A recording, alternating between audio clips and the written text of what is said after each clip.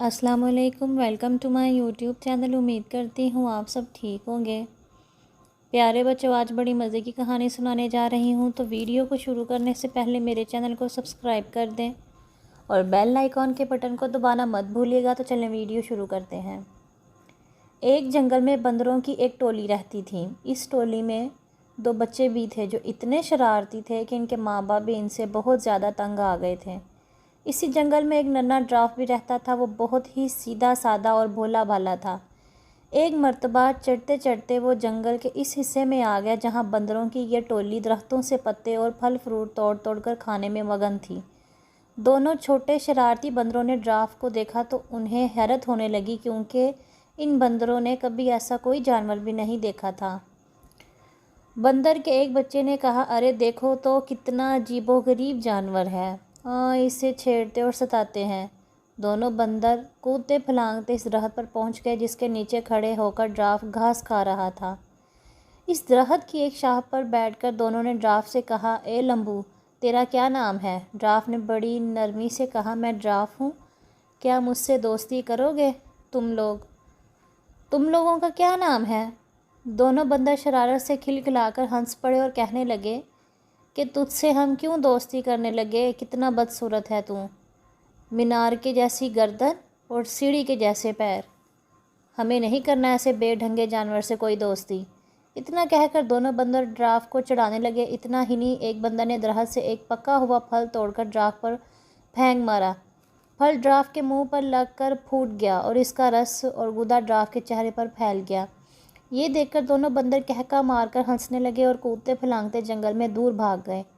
ड्राफ बेचारा रोहानसा होकर रह गया और मुंह लटकाए वहाँ से चला गया। एक दिन दोनों शरारती बंदरों ने यह तय किया कि वो जंगल में खूब दूर तक अकेले घूमने और सैर सपाटा करने के लिए चलेंगे, क्योंकि वो लोग अपनी माँ बाप की डांट फटकार से बेहद तंग आ चुके थे और इनसे आज़ादी चाहते थे। सुबह सुबह जब बाकी बंदर सो रहे थे, ये दोनों शरारती बंदर चुपके से निकल पड़े। कुछ ही वक़्त में वो बंदरों की टोली से बहुत दूर निकल गए। जब इन्हें ज़ोरों की भूख लगी तो इन दोनों ने पैरों की पुतलियाँ और फल फ्रूट खाकर अपनी पेट की आग बुझाई। इन्हें इस तरह घूमने फिरने और मौज मस्ती करने में बड़ा मज़ा आ रहा था। दोपहर हो चुकी थी। वो दोनों गर्मी से बचने के लिए एक दरख्त की हरी भरी शाखों पर जाकर बैठ गए। इस दरख्त के नीचे एक शेर आराम कर रहा था और पेड़ के आसपास एक बड़ा हरा भरा मैदान था और मैदान के किनारे एक नदी बह रही थी। बंदर इस सुहाने मंजर में ऐसा खोए कि इन्हें इस बात का एहसास ही नहीं हुआ कि यहाँ एक शेर भी मौजूद है। लेकिन जब शेर ने इसके चेहरे पर बैठी हुई मक्खियों को उड़ाने के लिए गिराया तो बंदरों ने शेर को देख लिया। शेर को देखते ही वो बुरी तरह डर गए, लेकिन कुछ ही देर बाद इन्हें यह महसूस हुआ कि हम दरख्त के ऊपर महफूज हैं। चूँकि इनके अंदर शरारत कूट कूट कर भरी हुई थी, इसलिए यहाँ भी इन्हें शरारत सूझने लगी और इन दोनों शरारती बंदरों ने आंखों ही आंखों में इशारा किया और दरख्त का एक फल तोड़कर नीचे गिरा दिया।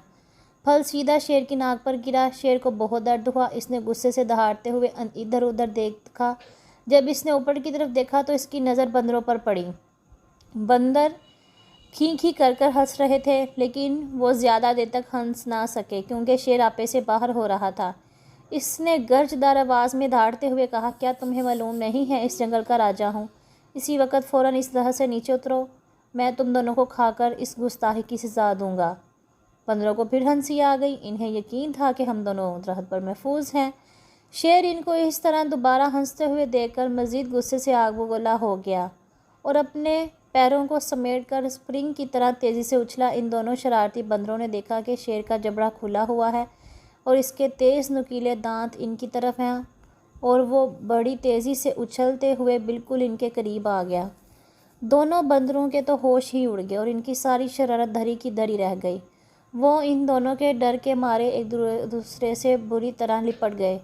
शेर ने छलांग तो बहुत अच्छी लगाई थी, लेकिन वहाँ तक नहीं पहुँच सका जिस शाह पर दोनों बंदर बैठे हुए थे। शेर ने दोबारा ज़बरदस्त छलांग लगाई। बंदरों की हालत बड़ी पतली हो गई थी। वो डर के मारे चीखते चलाने लगे, लेकिन वहाँ इनकी पुकार सुनने वाला कोई भी नहीं था। वो तो अपनी टोली और अपने माँ बाप की इजाज़त के बगैर भाग कर आए थे। इस दरख्त के आसपास कोई दूसरा दरख्त भी ना था कि वो छलांग लगाकर इस पर चले जाते, और ना ही इस दरख्त पर कि जिस पर वो दोनों बैठे हुए थे ऊंचाई की तरफ कोई मजबूत शाख थी जिस पर जाकर वो सुकून से बैठ जाएं। समझ लें कि शरारती और नाफरमानी बंदर आज बुरी तरह फंस चुके थे अपनी हरकतों की वजह से। शेर की तेज़ धाड़ और गराहट से इनके कानों के पर्दे फट रहे थे। इनका कलेजा भी कांप रहा था कि इनकी आंखों से आंसू जारी हो गए। वो इस हालत में थे कि इन्हें कुछ समझा ही नहीं रहा था कि यकायक इनके कानों में धीमे से आवाज़ है कि घबराओ मत, तुम दोनों को यहाँ से निकाल कर ले जाऊँगा। चुपके से मेरी गर्दन के सहारे मेरी पीठ पर उतर आओ। वो क्या देखते हैं कि इनके ठीक ऊपर दरख्त के पत्तों के दरमियान से इसी ड्राफ का सर निकला हुआ था जिसकी इन दोनों ने अभी कुछ दिन पहले खूब मजाक उड़ाई की थी। बंदरों ने एक दूसरे को शर्मिंदगी से देखा कि आज वही ड्राफ हमें बचाने के लिए तैयार है। इस ड्राफ को इस दिन की शरारतों और मजाक वगैरह का ज़रा भी ख्याल नहीं था।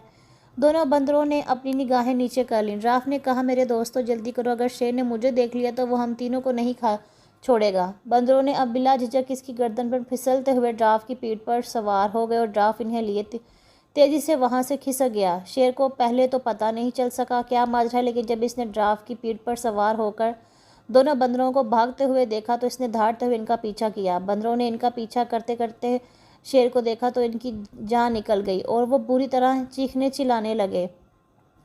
शेर पूरी कुव्वत के साथ बंदरों को पकड़ने के लिए दौड़ लगा रहा था और गिराते जा रहा था। ड्राफ ने बंदरों को समझाया कि डरने की कोई बात नहीं, अब तुम दोनों बिल्कुल महफूज हो। शेर मुझे कभी नहीं पकड़ सकता। और सचमुच यही हुआ कि ड्राफ ने शेर को काफ़ी पीछे छोड़ दिया। एक महफूज जगह पर पहुंचकर ड्राफ रुक गया और बंदर छलांग लगाकर इसकी पीठ से नीचे उतर आए। तब ड्राफ ने इन दोनों से कहा, इस दिन तुम दोनों ने मेरी गर्दन और मेरी टांगों की बहुत मजाक उड़ाई की थी। आज देख लिया ना कि इन्हीं की वजह से तुम लोगों की जान बच सकी। लंबी गर्दन की वजह से ही तो तुम दोनों को दूर से देख सका और दरख्त से तुमको उतार सका, और लंबी टांगों की वजह से तेज़ दौड़ सका। बंदर इस पर क्या कह सकते थे। दोनों ने शर्म के मारे अपनी अपनी गर्दनें झुका ली और खामोश हो गए। इनकी ये हालत खामोश और शर्मिंदगी को देखकर ड्राफ ने हंसते हुए खुद कहा कि चलो छोड़ो इन बातों को, भूल जाओ पिछले किस्से को। अब आज से तुम और मैं दोस्त बनकर मेरे साथ रोज़ाना खेलोगे ना। ड्राफ की ये बात देखकर दोनों शरारती बंदरों की तो बोलती ही बंद हो गई। इन्हें खुद की हरकतों पर सख्त गुस्सा आने लगा। इन लोगों ने इतने अच्छे और प्यारे ड्राफ को क्यों सताया था और इसकी मजाक उड़ाई क्यों की थी। इन दोनों ने इसी वक्त ड्राफ से माफ़ी मांगी। ड्राफ ने कहा, दोस्तों माफ़ी की कोई ज़रूरत नहीं। इतने बड़े दिल वाले ड्राफ की ये बातें सुनकर इन लोगों ने फ़ैसला किया कि आज के बाद से वो कोई शरारत नहीं करेंगे। और बड़ी नरमी और प्यार से इन दोनों ने ड्राफ से कहा, हमने तुम्हें जानबूझकर बहुत सताया था, आज से हम किसी को भी नहीं सताएंगे, ना किसी को बुरा भला कहेंगे। और रही तुम्हारी बात, तो आज से तुम हमारे सबसे अच्छे दोस्त हो, क्योंकि दोस्त वही सच्चा है जो सीख से ज़्यादा दुख में काम आए। और आज तुमने दुख में हमारा साथ देकर ये साबित कर दिया कि तुम हमारे सच्चे दोस्त हो। दोनों बंदरों की ये बात सुनकर ड्राफ को बड़ी खुशी हुई और वो खुशी से नाचने लगा और तीनों जंगल की तरफ चले गए। उम्मीद करती हूँ आपको मेरी आज की वीडियो ज़रूर पसंद आई होगी। मेरे चैनल को सब्सक्राइब करें, लाइक करें और बेल आइकॉन के बटन को दबाना मत भूलिएगा। तो चले मिलते हैं अब हम अपनी अगली वीडियो में। तब तक के लिए अपना बहुत ख्याल रखें। अल्लाह हाफिज़।